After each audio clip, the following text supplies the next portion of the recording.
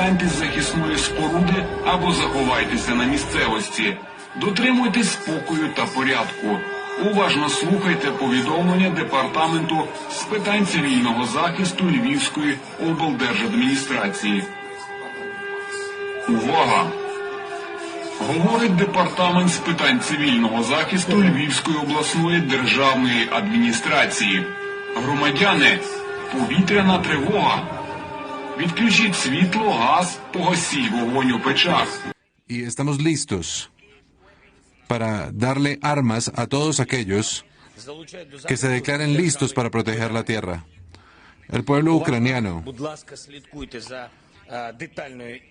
a todos aquellos que tengan experiencia militar o de combate,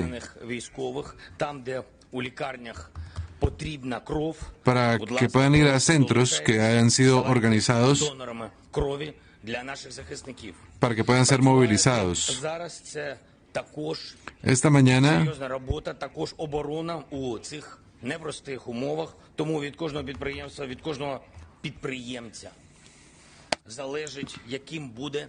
hacemos un llamado a ustedes para que también donen sangre para poder salvar a los heridos.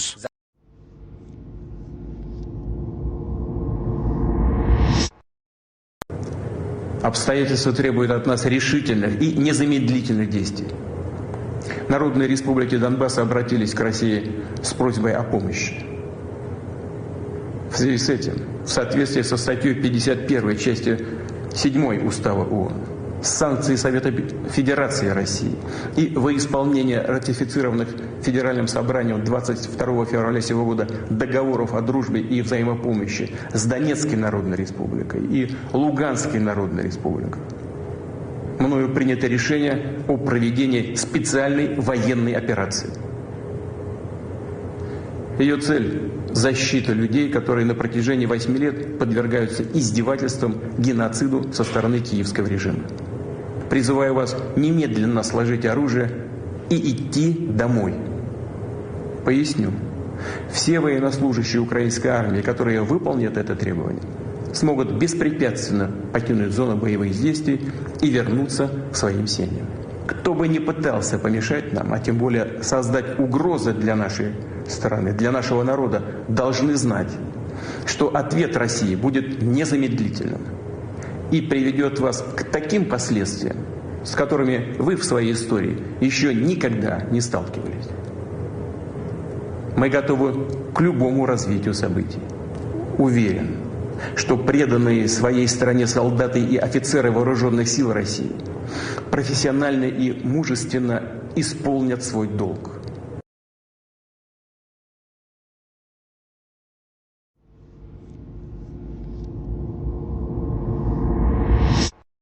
В соответствии со статьей 51 части 7 Устава ООН, санкции Совета Федерации России и во исполнение ратифицированных Федеральным собранием 22 февраля сего года договоров о дружбе и взаимопомощи с Донецкой Народной Республикой и Луганской Народной Республикой, мною принято решение о проведении специальной военной операции.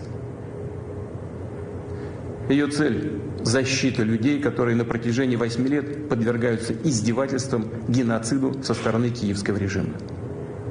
И для этого мы будем стремиться к демилитаризации и денацификации Украины, а также преданию суду тех, кто совершил многочисленные кровавые преступления против мирных жителей, в том числе и граждан Российской Федерации. При этом в наши планы не входит оккупация украинских территорий. Мы никому и ничего не собираемся навязывать силой.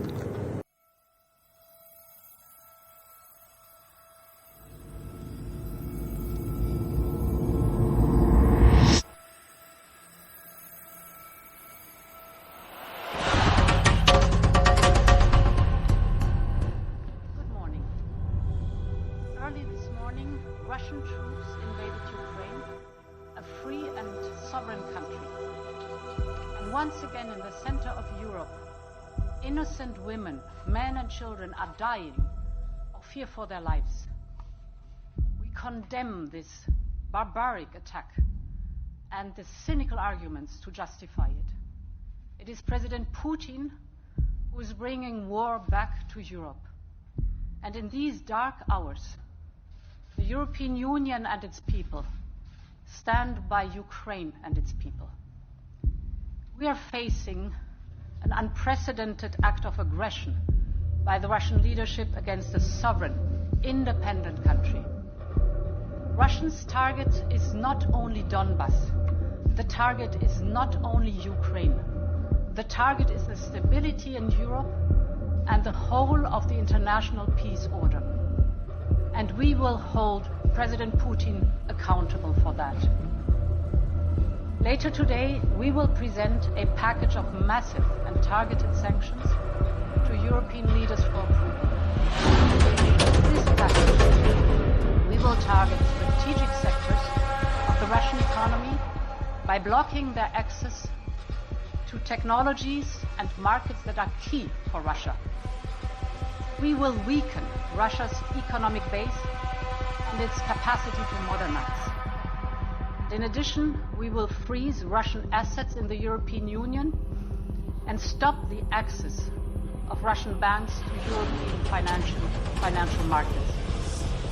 Like with the first package of sanctions, we are closely aligned with our partners and allies in the United States, the United Kingdom, Canada, but also, for example, Japan and Australia. These sanctions are designed to take a heavy toll on the Kremlin's interests and their ability to finance war. And we know that millions of Russians do not want war. President Putin is trying to turn the clock back to the times I of the believe Russian that Empire. he is seeking But to in doing invade so, Ukraine, to he is launch a putting full-scale at risk- invasion. We're seeing all the signs of that, the attempts to create a false flag of claiming that the Ukrainians have started it, the attempts to use cyber warfare, and of course the huge build-up that we've seen on the borders of Russian military forces, which are simply increasing every day, contrary to the Kremlin's claims. Just to be clear, by full-scale invasion, do you believe he intends to take over the whole country, including the capital, Kiev? Yes, although we don't know exactly when that will happen, but we certainly see forces are amassed around Ukraine, and we see strong signs that that is exactly what he is attempting to do. He said that he doesn't believe in the existence of Ukraine. He believes it should be under Russian control. To deter and defend against any Russian aggression directed at our allies. We also made clear that if Russia invaded Ukraine, we would act with Germany to ensure that the Nord Stream 2 pipeline does not move forward. Today, Chancellor Scholz announced that the German government is suspending that pipeline indefinitely. We've been in close consultation. I believe that he is seeking to invade Ukraine, to launch a full-scale invasion. We're seeing all the signs of that, the attempts to create a false flag of claiming that the Ukrainians have started it, the attempts to use cyber warfare, and of course the huge build-up that we've seen on the borders of Russian military forces, which are simply increasing every day, contrary to the Kremlin's claims. Just to be clear, by full-scale invasion, do you believe he intends to take over the whole country? We are not seeking direct confrontation with Russia, though I've been clear that if Russia targets Americans in Ukraine, we will respond forcefully. And if Russia attacks the United States or our allies through asymmetric means, like disruptive cyber attacks against our companies or critical infrastructure, we are prepared to respond. But we're moving in lockstep with our NATO American servicemen to fight in Ukraine. We have supplied the Ukrainian military with equipment to help them defend themselves. We provided training and advice and intelligence for the same purpose. And make no mistake, the United States will defend every inch of NATO territory with the full force of American power. An attack against one NATO country is an attack against all of us. The United States' commitment to Article 5 is sacrosanct. Already, in response to Russia's buildup of troops, I've sent additional U.S. forces to bolster NATO's eastern flank. Several of our allies have also announced they'll add forces and capabilities to ensure deterrence and defense along NATO's eastern flank. We will also continue to conduct military exercises with our allies and partners to enhance defensive readiness. And if Russia invades, we'll take further steps to reinforce our presence in NATO, reassure us for our allies, and deter further aggression. To be clear, if Russia decides to invade, that would also have consequences here at home. But the American people understand that defending democracy and liberty is never without cost.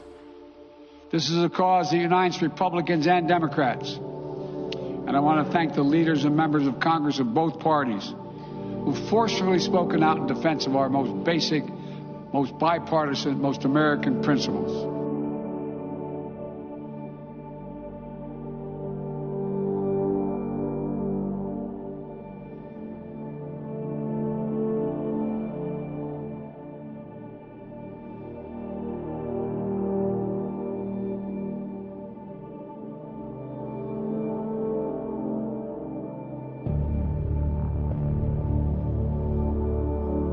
Dolore nel cuore per il peggioramento della situazione nell'Ucraina. Nonostante gli sforzi diplomatici delle ultime settimane, si stanno aprendo scenari sempre più allarmanti. Come me, tanta gente in tutto il mondo sta provando angoscia e preoccupazione. Ancora una volta la pace di tutti è minacciata da interessi di parte. Vorrei appellarmi a quanti hanno responsabilità politiche perché facciano un serio esame di coscienza davanti a Dio, che è Dio della pace e non della guerra, che è il Padre di tutti, non solo di qualcuno, che ci vuole fratelli e non nemici. Prego tutte le parti coinvolte perché si astengano da ogni azione che provochi ancora più sofferenza alle popolazioni, destabilizzando la convivenza tra le nazioni e screditando il diritto internazionale. E ora vorrei appellarmi a tutti, credenti e non credenti. I'm Patrick Lancaster coming to you with a breaking news report from Donetsk. Right now there are reports of explosions all across Ukraine in almost all of the major cities. Russia has basically declared war on Ukraine, aiming to dismantle the military and do a denazification of the country, as he puts it. Now, the latest news report is that troops and military equipment are moving across the border from Belarus to Ukraine. Now, this is a breaking news report that's coming out of the border between Ukraine and Belarus right now. So we're going to continue to bring you everything we can on the story as it comes and what happens here in Donetsk. So please like, subscribe, and share. Видели его, тут держали на глазах. Мы очень счастливы. Наконец-то прекратятся обстрелы и будет мирная жизнь. Это радует. Да, мы этого ждали, мы к этому шли, мы над этим работали. Большая благодарность и Государственной Думе Российской Федерации, и лично Владимиру Владимировичу